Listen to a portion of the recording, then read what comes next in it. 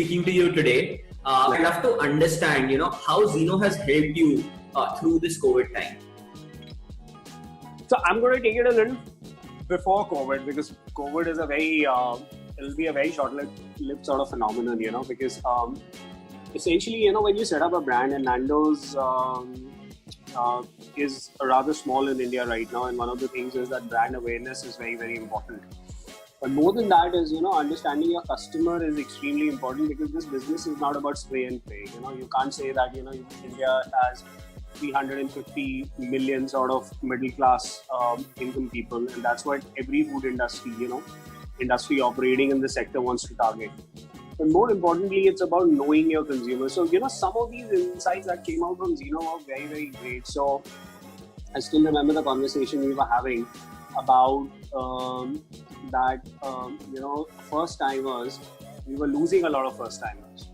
And that was a big revelation for me, is because the person who's visiting you, the consumers who's visiting you, and we weren't able to sort of attract him for the second time. And then there was another insight in which said that if you were to able to attract him the second time, it probably your retention is upwards of 95%.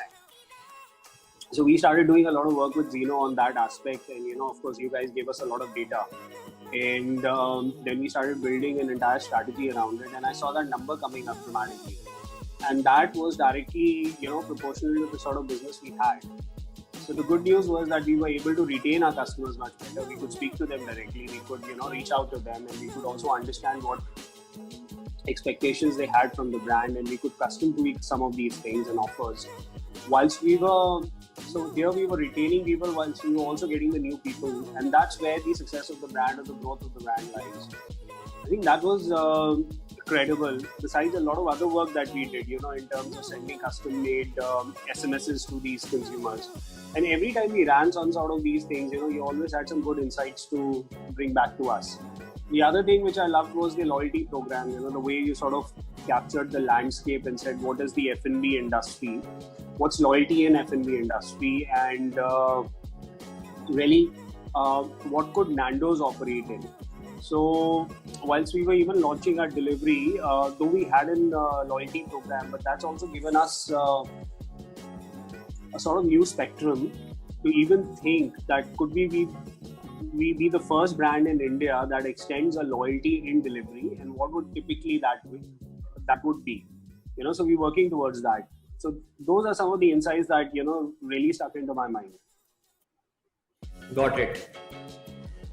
So when you kind of look at this whole space, right? So Xeno is not the only company that provides like a CRM and loyalty solution. There are a lot of other companies that offer a solution. So what do you think stands out about Xeno compared to other companies?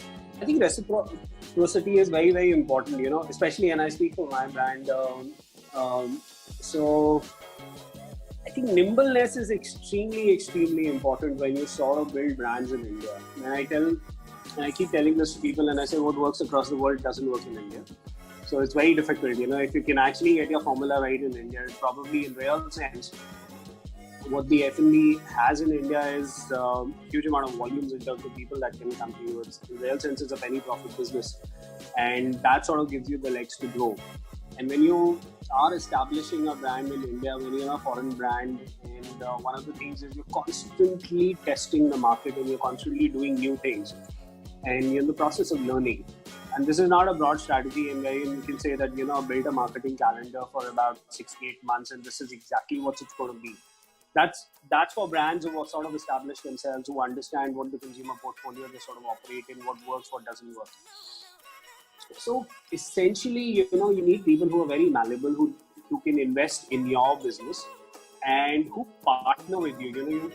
They have their heart and soul in the organization. They feel for the brand, as opposed to just be an analytical company which says, okay, fine, you've got to give us another 7 days or 10 days to come back with data.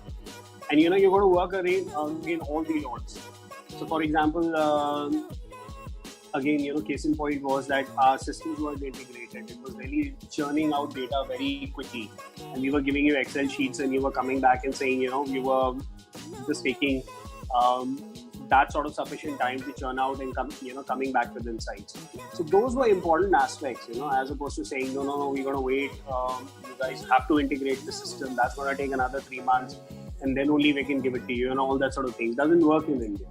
So essentially, malleability, one needs to be fast, needs to be swift in this business, and has a heart and soul, and understands the consumer well. Probably just, sort of embellishes himself in the business and says, this is my business, and I need to understand the core crux of it and work with the partners. That sort of a thing.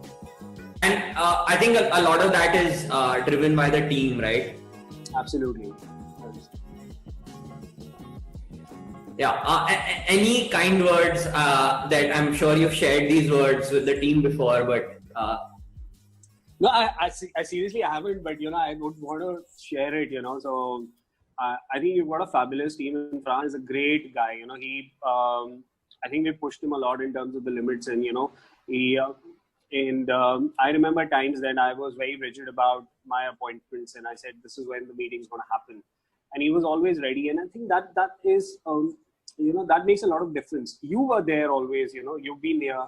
You've come and attended our meetings. So those are the good things. Those personalized, getting indoctrinated. Sort of within the business is important. Yeah, you got to show your face to the client.